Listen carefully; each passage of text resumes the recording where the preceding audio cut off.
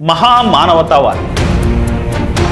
ಒಂದೇ ಒಂದು ಕ್ಷಣ ಅವರು ಈ ದೇಶದಲ್ಲಿ ಹುಟ್ಟದೆ ಇದ್ದಿದ್ರೆ ಶೋಷಿತರ ಪಾಡು ಹೇಗಿರ್ತಿತ್ತು. ತಲೆ ಎತ್ತಿ ನಡೆಯೋಕ್ಕಾಗ್ತಾ ಇರಲಿಲ್ಲ, ಗಟ್ಟಿಯಾಗಿ ಮಾತಾಡೋಕ್ಕಾಗ್ತಾ ಇರಲಿಲ್ಲ. ಇದರಿಂದ ಬೇರೆ ಸಮುದಾಯದ ಮಕ್ಕಳು ನೋಡಿ ಈ ಕೀಳ್ ಜಾತಿಯವನು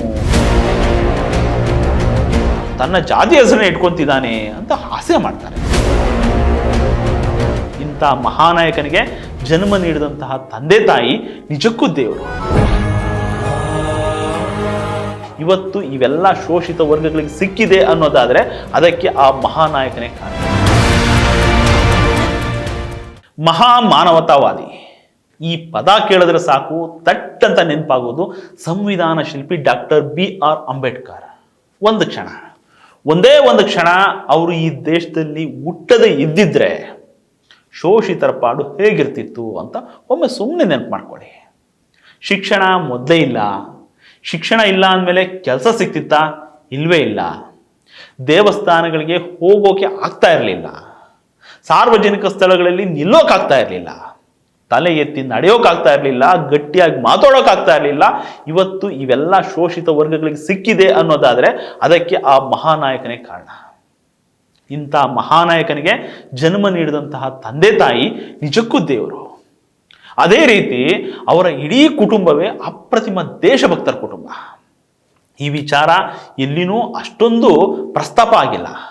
ಅಂತಹ ರೋಚಕ ವಿಷಯವನ್ನ ಇವತ್ತು ನಾನು ನಿಮಗೆ ಹೇಳ್ತೀನಿ. ಇದು national TV special doctor BR Ambedkar ಅವರನ್ನ ಕುರಿತಾದಂತಹ ವಿಶೇಷ ಎಪಿಸೋಡ್ ಭೀಮ ಬದುಕು. ನಾನು ಮಂಜು ಕಾಣಗೆರೆ.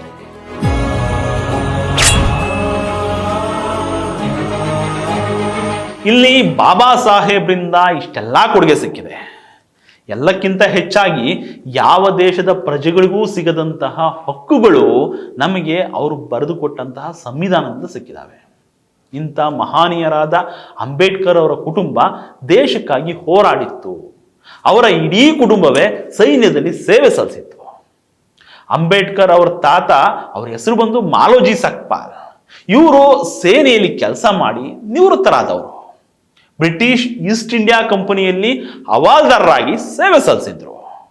ಒಂದು ಹೆಮ್ಮೆ ಪಡುವಂತ ವಿಚಾರ ಏನಂದ್ರೆ ಸೇನೆಯಲ್ಲಿ ಅವರು ಸಲ್ಲಿಸಿದಂತಹ ಅಪ್ರತಿಮ ಸೇವೆಗೆ 19 ಮೆಡಲ್ಗಳನ್ನು ಪಡೆದು ಅತ್ಯುನ್ನತ ಗೌರವಕ್ಕೆ ಪಾತ್ರರಾಗಿದ್ರು.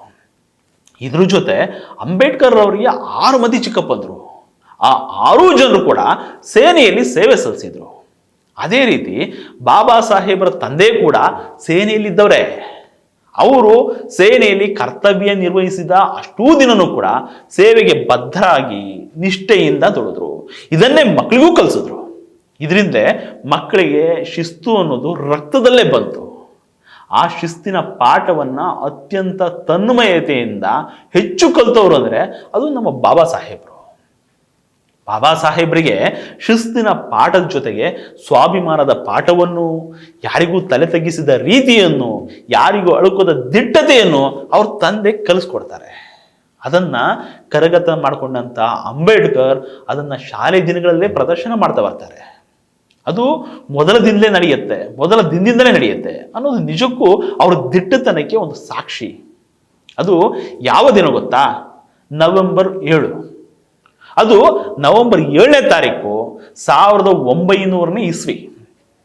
ಅವತ್ತು ವಿಶ್ವಜ್ಞಾನಿ ಅಂಬೇಡ್ಕರ್ ಅವರು ಶಾಲೆಯ ಅಂಗಳಕ್ಕೆ ಕಾಲಿಟ್ಟ ದಿನ. ಅಂದ್ರೆ ಅವರು ಶಾಲೆಗೆ ದಾಖಲಾದ ದಿನ. ಶಾಲೆಯಲ್ಲಿ ಅವತ್ತು ಬಾಬಾ ಸಾಹೇಬರಿಗೆ 1914 1914 ರೋಲ್ ನಂಬರ್ ಕೊಡಲಾಗುತ್ತೆ.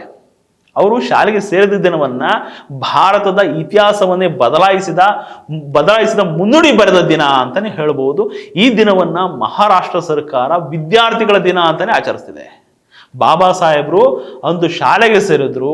ಅವರ ಆ ಓದು ನಿರಂತರವಾಗಿ ಸಾಕ್ತು. ಅವರು ಅವತ್ತಿನಿಂದ ಜೀವನ ಪರ್ಯಂತ ವಿದ್ಯಾರ್ಥಿಯಾಗಿಯೇ ಇದ್ರು. ಜೀವನದುದ್ದಕ್ಕೂ ಕಲಿಯೋದಕ್ಕೆ ಹಾತೊರೀತಿದ್ರು ಅಂದ್ರೆ ಅದು ಸಾಮಾನ್ಯದ ಮಾತಲ್ಲ. ಇನ್ನೊಂದ್ಸಾರಿ ಏನಾಗುತ್ತೆ ಗೊತ್ತಾ? ಪರೀಕ್ಷೆಯ ಅಪ್ಲಿಕೇಶನ್ ತುಂಬಬೇಕಾಗಿರುತ್ತೆ.